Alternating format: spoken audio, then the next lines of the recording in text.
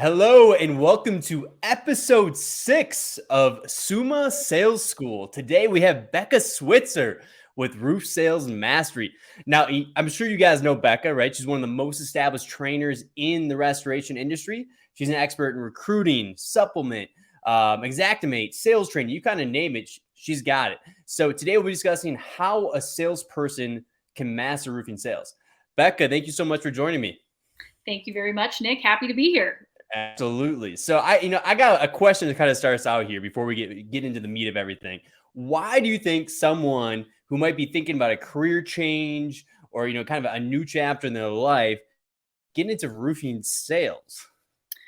Well, you cut out there for a second. My internet's probably a little bit slow. The first part, you said, why should somebody who's considering a career change, consider roofing sales? Yep, exactly. Okay. So for a number of reasons. First of all, I don't think I've ever seen an industry with a sales opportunity where somebody with like zero experience whatsoever can come in and in a matter of months make six figures. Not everybody does that, obviously, but like I came into it as a total noob. All I had ever done was sell Cutco knives before. I was a college dropout. I sold Cutco knives for like a year and a half. And then at the time, my ex-husband was like, "Do you think you could sell roofs?" And I'm like, yeah, probably. I don't know. And so, but I went into it and I worked for 4 months only that entire year and I made $105K. Where else can I think I was 21 years old at the time. Like, where can anybody make that kind of, it's like drug dealer money. I heard somebody say. Seriously. Like, that's true. So you made 105 grand, you said, in 4 months? 4 months. I showed at 21 years old. 21. Yeah, it was like came out, and for the first couple weeks, I was really just I was not figuring it out. It was a struggle for sure. I think I went like 0 for 10 or 0 for 15 appointments. Oh, yeah. And but eventually I was like, all right, I got to figure this out. So I figured it out, and I think I worked.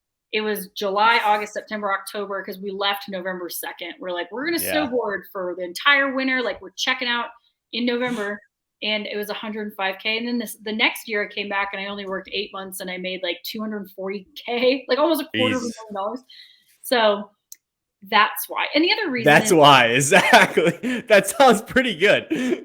Yeah. Well, I'd love to even give another little nugget. Like I look at what would it take for somebody in a position right now at their like regular corporate 9 to 5 to replace their income? Like, what are they making? 40K? Yeah. Okay, so average commission on a roof job is like $1,000, let's say. So 40 jobs, that's less than one job a week for the whole year. Less than one job a week. If you can't get if you have 2 brain cells to rub together and you don't like shit your pants when you talk to people, you can sell roofs and you can replace that income. And so there's a ton of different reasons, but those are my top 2 for anybody who's in that position. Yeah. I mean, think about that. I think you nailed it where you're saying, you could come in with very little sales experience and double, triple, your corporate salary if you work 8 months a year. And they could be like you and then go snowboard for the remaining 4 months. Right. That sounds pretty good. Yeah. So, it's obviously not for everybody though. It's not like everybody can get into this and just start crushing it, slinging roofs and be making a bunch of money. Right. But how do you know if you're meant for, D2D roofing sales? Well, I always say that there's 4 types of people when it comes to sales. There's willing, able, unwilling, and unable. And then there's combinations of those. So there are people who are like willing to do it, but just cannot figure it out. They like keep coming to the sales meetings and you're like, you've still not sold one repair, right? You're like, God bless you. Like, we love your attitude. And then you've got people who are able, right? Like, those are like the natural born salespeople types, like outgoing, can sell a ketchup popsicle to a woman in a week, right? Or but then you've got those people who are able, but they're just not willing. Like, that they'd be good, but they're just not willing to like go knock doors or put in the effort or whatever. Or maybe they're just not very self-motivated. They're not good at being their own boss. So if you find the combination of like willing and able, that's the sweet spot. Oh yeah. And now I've gotten off on such a tangent. I can't remember what your original question was. Were you saying how do you know if you're meant for D2D sales? Okay. So how would you know if you're meant for it?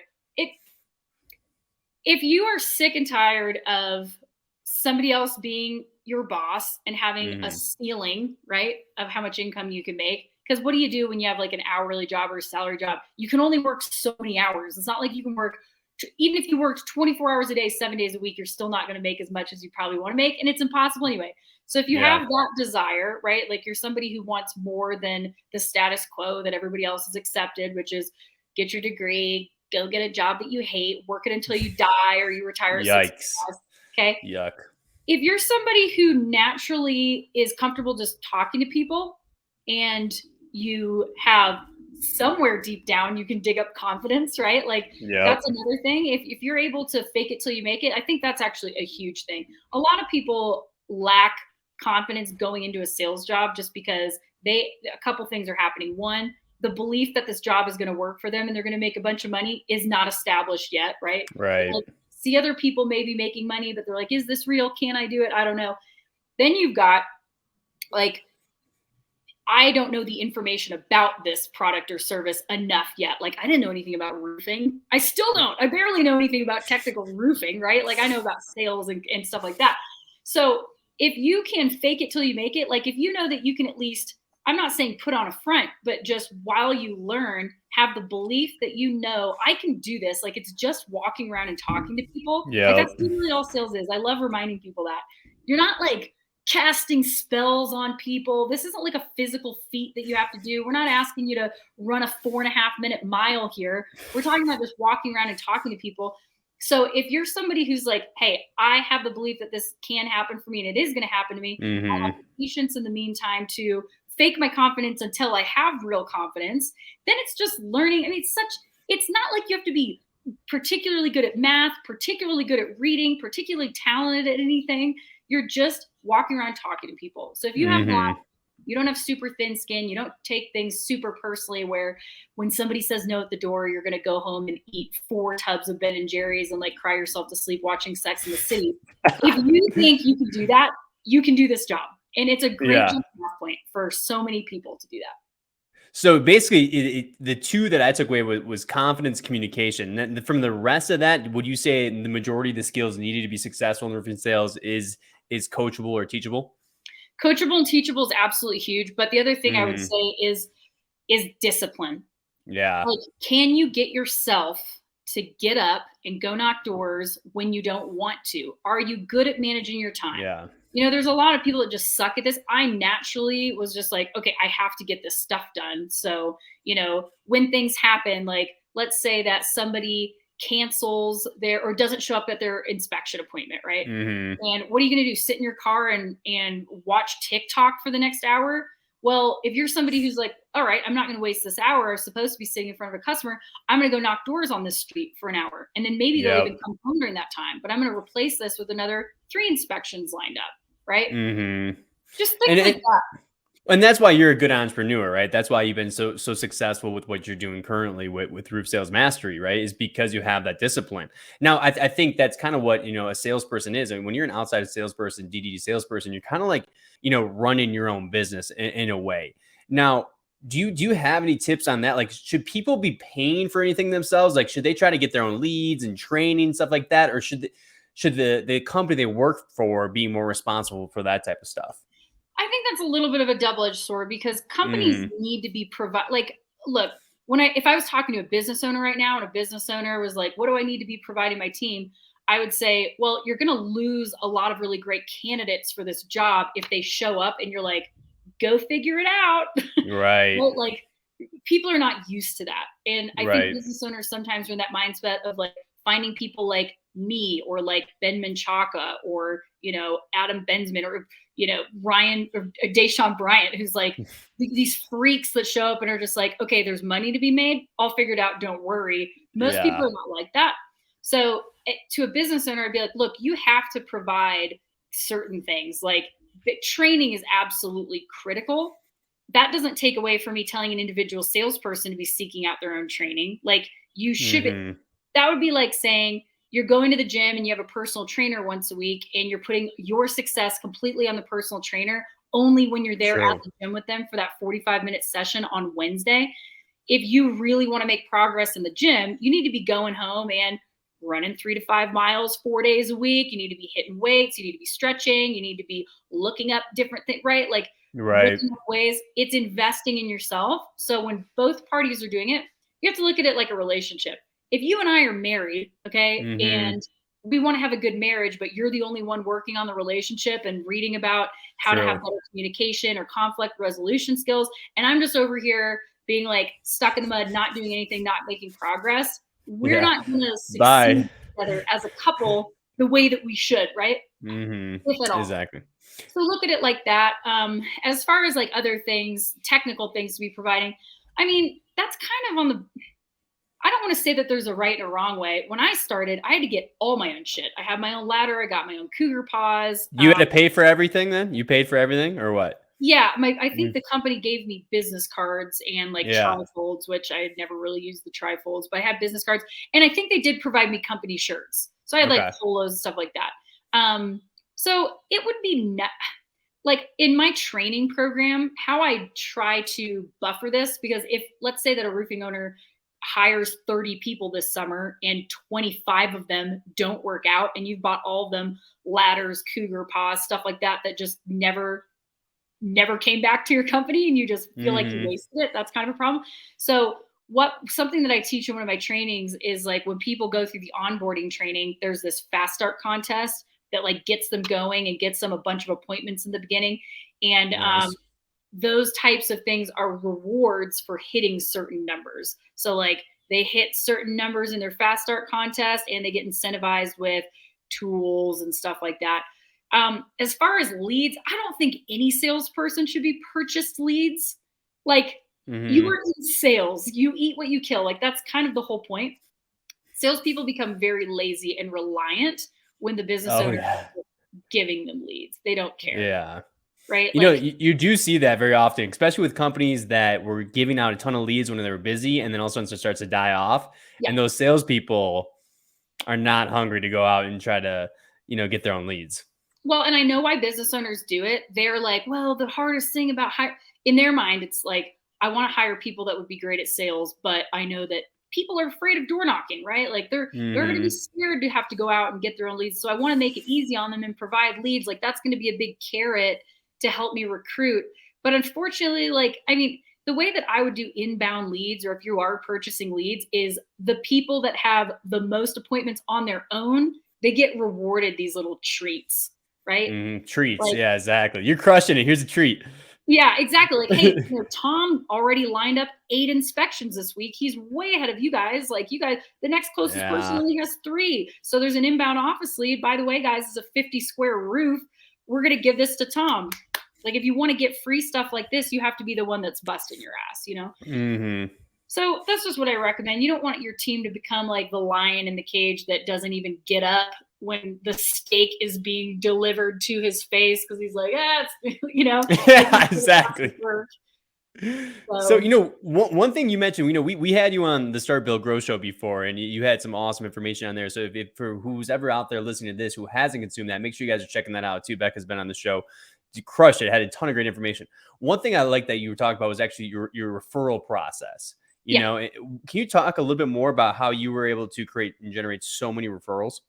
Yeah, this was super clutch because if you want, Mm-hmm. my whole thing was I'm like, I don't want to knock doors all year. Like it was Hell hot, no. you're Hell no. sweating. Nobody actually likes knocking the doors, I don't think, right? I mean, I it's a think grind. Cinnamon Chalk is the only person that Yes. knocking doors, and he's a masochist for it. Love you, man. Yeah. So one thing that I started doing, and I love this technique, it works so well. First, I'm going to preface this. So there are 2 ways to get referrals, which is act Yeah. proactively, right? Like closing referrals, and then there's passively. And most people are doing it passively. They're just like, hey, Mrs. Jones, so did we do a good job? And they're like, yeah, we love our roof. It's like, cool, here's a stack of business cards. If you think of anybody who might need a new roof, let me know. And they're like, yeah, Mhm. of course. And then guess what? This goes through the washing machine or like just gets stuck in the junk drawer, never to be found ever again. Yeah. And then Nobody's people giving those out. you're You're not keeping tossing that that. right. Like, wouldn't you rather, like, you're a salesperson, your job is to close, like, get the thing now.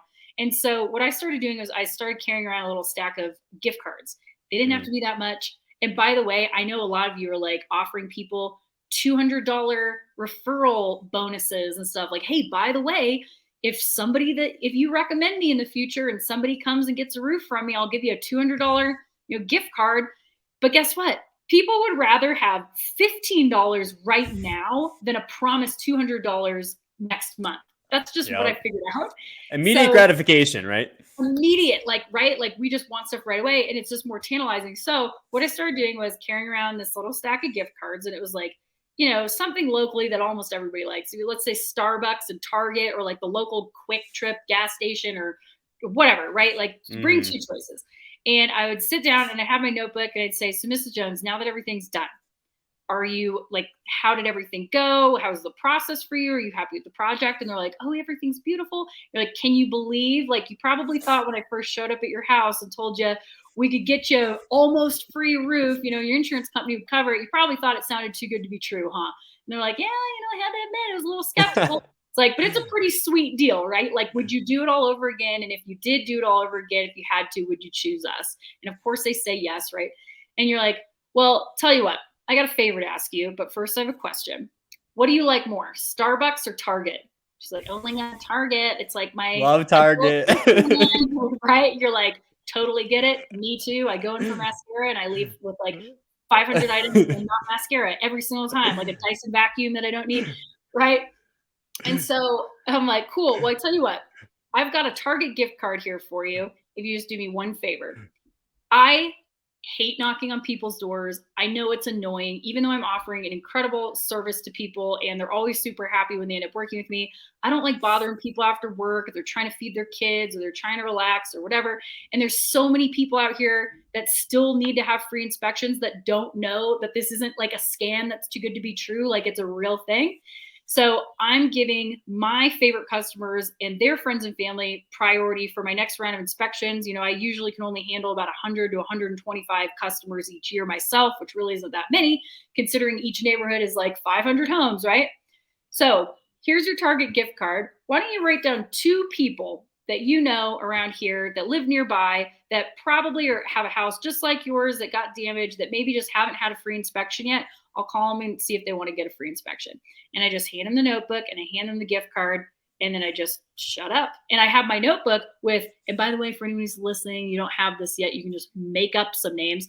But I keep them all on a running tally, right? Like every neighbor, I keep it all in a row. So they're like, oh, everybody does it. So if you don't have that your own name. Perception, right? The perception of that. Yeah, everybody does. Everybody refers this person. Yeah. Obviously, it's a sick deal. Who wouldn't want an extreme makeover home edition on their house for 97% off, right? So, and then if they write them down, I'm like, cool. And if they write them down really quickly, they're like, oh my gosh, yeah, Tim and, they're right on the corner here. And my mom actually lives like 5 blocks from here, blah, blah, blah. I'm like, dang, Mrs. Jones, that was almost too easy. Tell you what, the Starbucks gift card is yours too if you think it 2 more. And people do it all the time. It's so easy. It's not like you're sticking on it. It's not like if I was selling Amway or, not that Amway is like a bad business or anything like that. Yeah, right, right. I'm not trying to sell you Herbalife shakes. And I'm like, try to sell you. I'm like, hey, you know what? Your house had damage. I bet a lot of the people nearby you probably do too, and they just don't know it. So that's my method, and it worked like a dream. I mean, I literally would only have to door knock for like a month or 5-6 weeks tops in the beginning of the year. And then think about it. For each customer you have, if you get just 2 referrals, you literally never have to knock doors again. Like it's done. That sounds pretty good. And then, I mean, what was your close rate on those referrals? Was that a pretty high percentage too, would you say? Or could you not really tell them that? Gee, I don't know if I tracked my referral close, but if I had to estimate, I would say at least 65, 75%. Like, and I also pretty solid. Really good. Like every now and again, you'd have like somebody who'd be weird and they just like sit there and not write anything. And then they're like, I'm going to have to think about that. But it's so rare. Like the other thing that I think is a huge influence on that is I built such a great relationship with my customers. They were happy to refer me. Like it wasn't a weird thing to do. Like they liked me. They knew they enjoyed having me over. I always had them laughing and I always did what I said I was going to do. So It's not like they're sicking a salesperson. It was just like, hey, this person really helped me out and they were super cool. So that's also important. Like remember that throughout every single tiny interaction that you have with your customers along the way is leading up to people happy to give you referrals or not. Yeah, I mean, if you execute and you give them a really good experience, right, they're gonna give you referrals, and then you don't have to knock as many doors, right? Yeah. But let's say before you get to that process where you've done 5 or 6 weeks of door knocking and you're able to get those referrals, now you're done. What tips do you have for that initial conversation when you're knocking that door? Because in my mind, if I was a DDD salesperson, that's probably the most difficult spot, is to get my butt out of the truck and go knock that door. So, like, what's my, if this is like they're starting fresh, beginning of the Fresh. year, they've maybe never done this before. So, the Mm, first thing, I already said this earlier, but it's still, I tell people this all the time. You just have to fake it till you make it. Like, yeah. most of the time, let me just share you a story. I can talk to anybody. Like, I don't have any problem, like, talking in front of 1,000 people. It doesn't bother me. The Mm. first time I ever knocked doors, I like died inside. Like, Did you really? yes, it was horrible. Like, it was Oh so yeah. embarrassing. Like, I remember the company that I was working for at the time was like Steve Kemper Builders or something like that. Yeah. And I remember I first of all just choked it. My throat just dried up. Oh Like, yeah. the first thing I was like, I was like trying to get liquid. I was Oh. like could not talk. Felt like I got stung by 18 bees or something. And then when I did, I don't know if this is the same door or the one after. It must have been the one after, because the first one I just like totally fumbled the ball. The second one, they answered and I like said the wrong company. I was like, I'm with Scott Kemper Builders, like wrong name. I'm like, oh my God. So then eventually I was like, I just started thinking about like, okay, what if I was the person answering the door? How would I respond to this person? What energy would I need to hear? And I'm like, you know Yep. what? I'm like, okay, they're annoyed. Let's just Mhm. be honest. Like, when a salesperson comes and Yeah. knocks on the door, people are not just like, yay, I get to talk to a straight. They're like, I'm Yeah. trying to watch Yellowstone. It's Or already like, an uphill battle. You're annoying them, disrupting them. but if you act too meek about that, like what most people Mhm. translate that with is they come in like scared and timid. That doesn't Yeah. work. You've just lost the power. You still need to have confidence, grounded energy. But what I thought about was, I'm like, okay, so people are annoyed that I'm here. I need to act equally as annoyed, but confident that I'm here. And so what that meant for me was, I was like, all right, it's freaking hot outside. It's like 90 something degrees in the summer. It's humid. I'm tired of doing this. They're tired of people knocking on their door. Why don't I let them know I understand, because I feel the exact same way. So Mhm. I started like knocking on the door, and I would literally, like, if there was something for me to lean on, I would like lean on it, and I would look so bored, disinterested. Like, I just, not like I didn't care, but just like, hey. And when they would answer, I'd be like, I'm super sorry to bother you. Like, I hate Really? knocking on people's doors, but do you happen to know like this neighbor over here? And they'd be like, yes or no, it didn't matter. I'm like, well, the reason I'm stopping by is that, that huge storm we had back in April? Well, surprisingly, we found quite a bit of damage over here, blah, blah, blah. And so now they're listening to me, because the first thing is, I'm Mhm. not like, hi, how's it going? I'm Becca Switzer at ABC Revenue. And they're just like, can you like leave? So I'm already, I sound genuine. Like, most salespeople, you'll hear them go, sorry to bother you. Blah, blah, blah, blah, blah, blah, blah, blah. And you're Oh, like, yeah. you did not mean sorry. But I genuinely was like, I'm super sorry to knock on your door. Like, I hate it when people knock on my door too. Like, I'm really sorry to bother you. But, and then I'd go into these questions, but I was super like flat and like, yeah, it's not a big deal.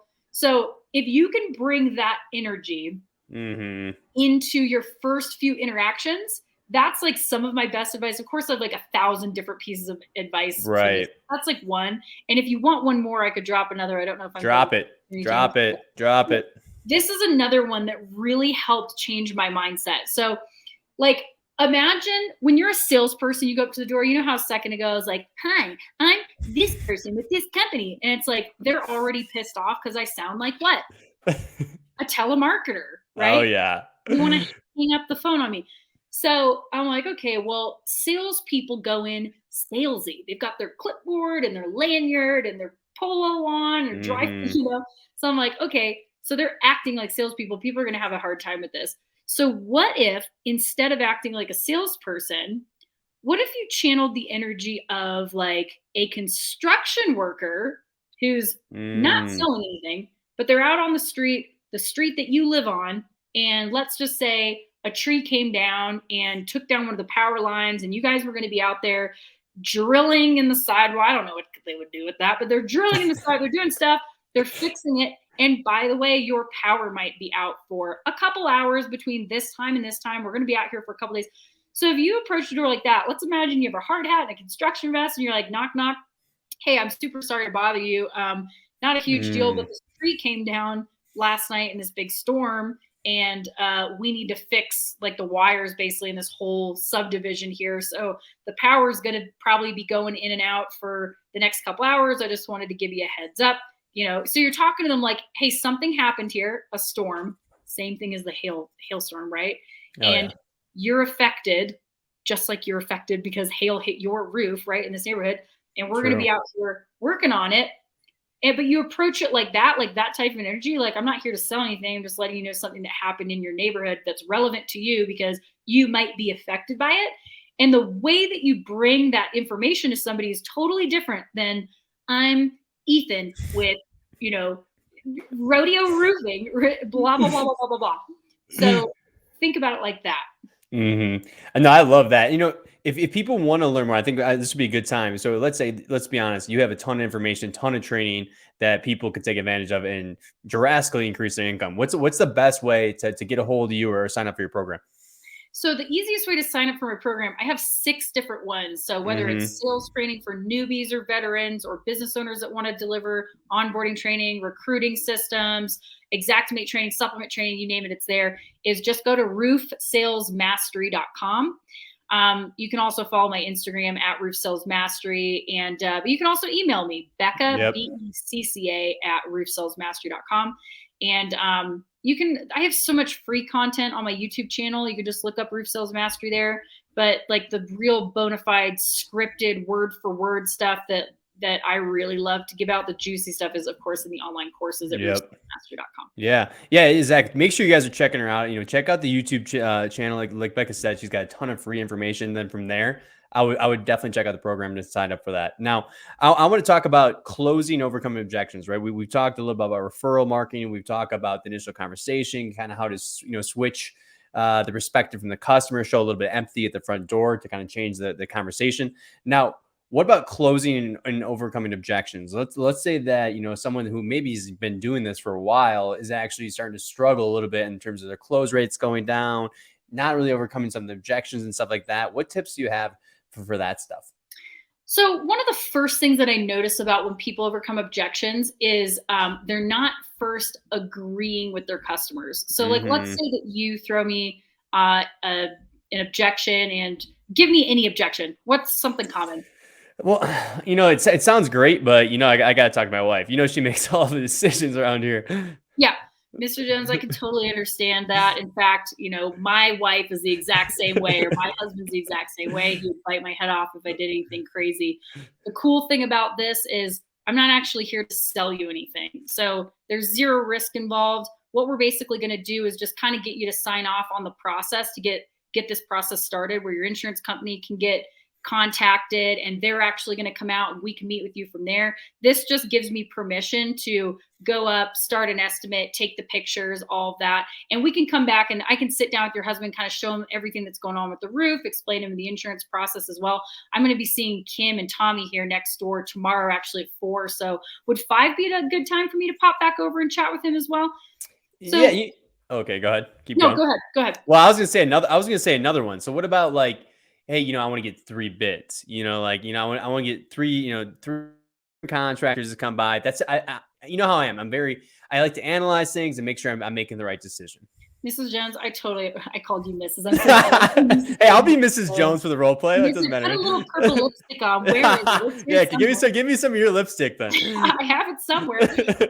So this is actually one of my favorite ones. And so you'd say, Mr. Jones, I totally understand the impulse to get 3 bids. In fact, that's what insurance companies used to make us do.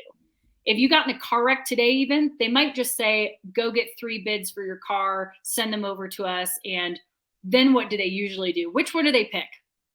Wait, sorry. So one more time.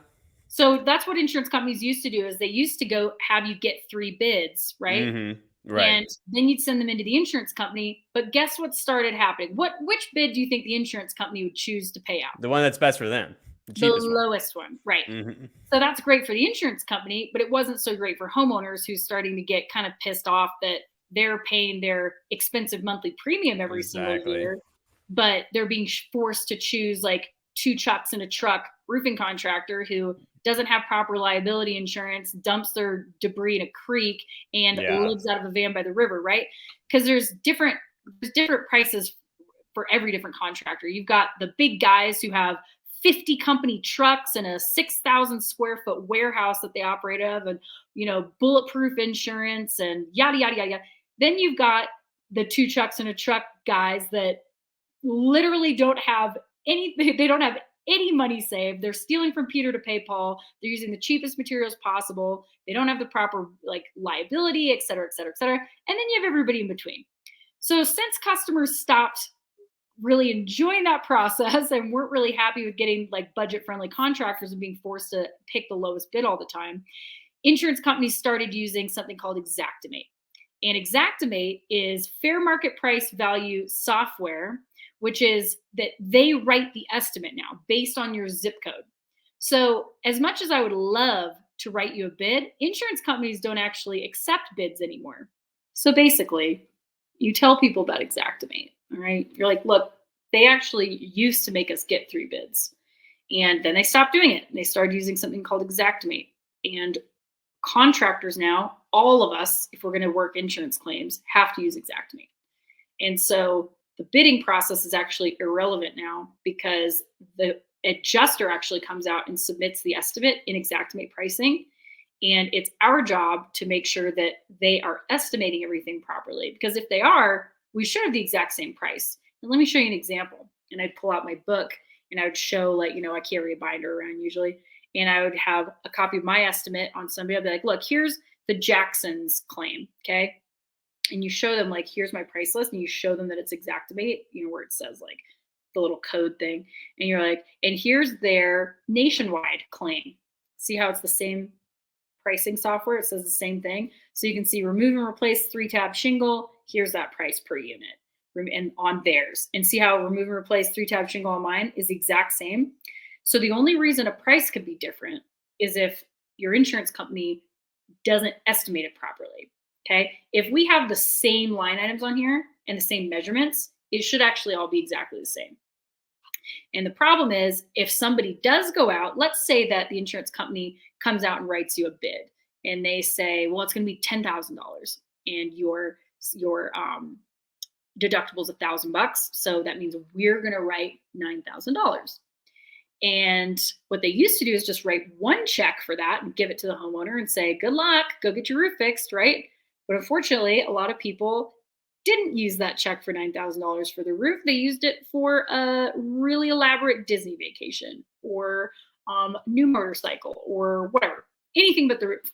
Okay. Or they would go and find 2 checks in a truck that's like, well, we could do it for $7,000. And then they wouldn't pay their deductible, pocket $2,000, and then get just like a cheap roof slapped on. Okay. Unfortunately, insurance companies stopped doing that because they didn't want to pay for people's home entertainment systems and swimming pools. Okay. So they started writing everything in Xactimate and doing depreciation. So what that means is they withhold money now. So instead of just writing one big check, okay, they're going to say same $10,000 claim, same $1,000 deductible, and we're still willing to pay out $9,000 toward this. However, we're going to withhold, let's just say $3,000 in depreciation. We're going to give you a check for $6,000 up front, which is the actual cash value, basically what your roof is worth right now in its current age with its wear and tear and so on and so forth. Go get started.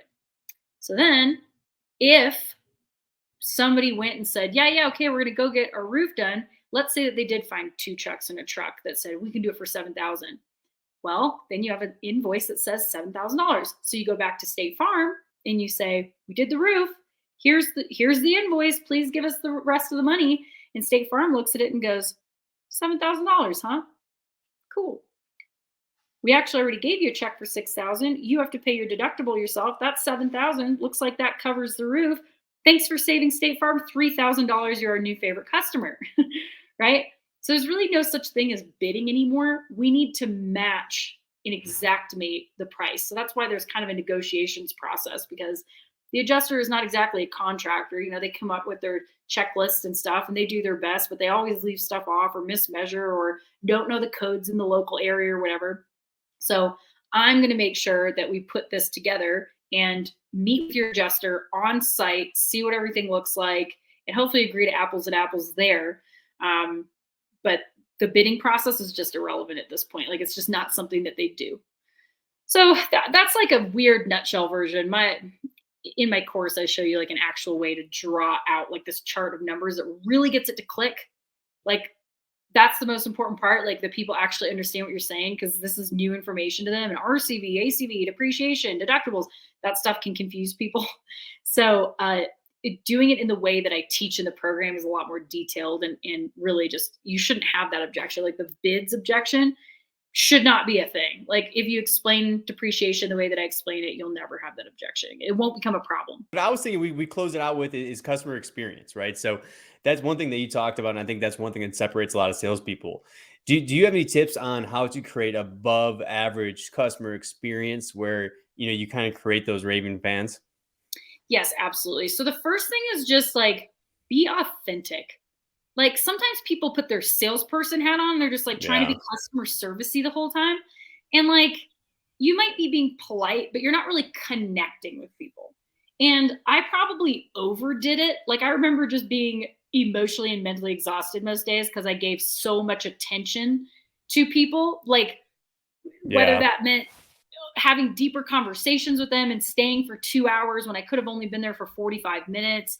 But just really being authentic, like not acting like a corporate sales robot is one huge thing. Like, be yourself, whoever you are. If you're kind of irreverent and funny, you don't need to worry about, maybe don't just say fuck to every customer, but if you are reading the room and like, you're not afraid to, drop a swear word every once in a while, or crack jokes, like, act comfortable. Like, if you're their friend, like, you're comfortable with them, right? So just talking and genuinely taking an interest in what's going on with them, and not being plastic. Like, when you're talking, Yeah. just being a robot, like following my scripts.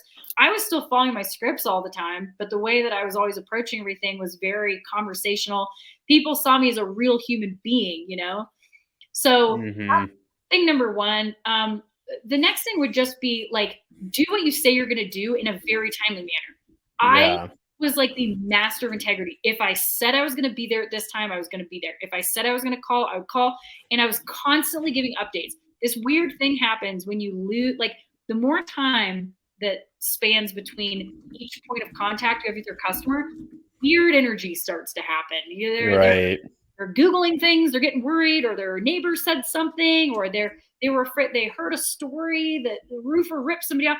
So like, I constantly, even if I had nothing new to tell them, I was always texting or like giving shooting an email. You don't even Yep. have a phone call. If you're driving in the car for the next 30 minutes, I'd call and say, hey, Mrs. Jones, I'm just letting you know, I've nothing new to report here. We're still waiting on the material order to go through, but I'm looking at probably between Monday and Thursday will be the material drop. So I'm going to keep you posted. I just want to let you know there's nothing new to report right now. Hmm. Just keeping them like, hey, I'm letting you know every step of the way what's going on. I attribute that to a lot of my customer retention, my positive relationships I had with them, keeping things even keel, not having a ton of blow ups, or like freakouts by customers. So those are my two things: be authentic and just stay in touch constantly. Yeah. Do what you're saying you're going to do. Communicate, keep them in the loop. And it was funny. I was even thinking about one thing I liked was your presentation at the door, because I used to do phone sales. And I'm like, man, I kind of wish that because people hate that too. Everyone's going to hang up on Right. you. I kind of wish that I started with almost apologizing, because I think I almost came in with too much positive sales energy, and I think Yeah. I could have switched it up and probably had a little bit more success. Yeah. Hmm. It's Well, just more Becca, authentic. Yeah, 100%. Becca, I mean, you're absolutely fantastic at what you do. I mean, I know you're making drastic impact. I mean, you're talking at conferences. You're doing a lot of free content and stuff like that. Now, one more time, what's the best way to get your program? Make sure that people are signing up for this. Remember, beginning of the year, perfect time to invest in yourself and have a fantastic year. What's the best way to do that, Becca?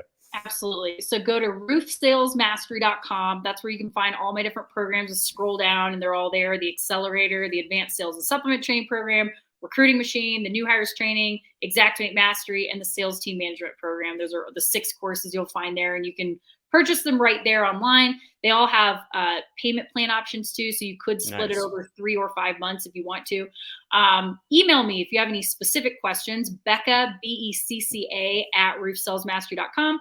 And of course, follow the YouTube channel, and my Instagram is just Roof Sales Mastery, and my Facebook is Roof Sales Mastery. So check me out there, subscribe to the free stuff, and then come and join me for the real gold nuggets in the courses. Heck yeah. Thank you so much, Becca.